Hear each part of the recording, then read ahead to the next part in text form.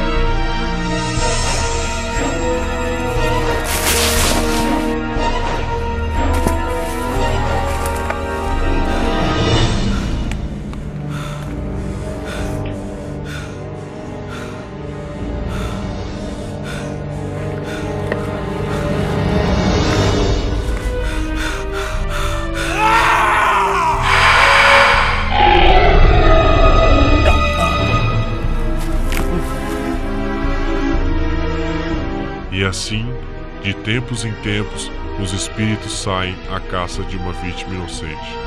Quando tem seu desejo saciado, retornam às profundezas da terra, enquanto os próximos demônios aguardam um novo amanhecer.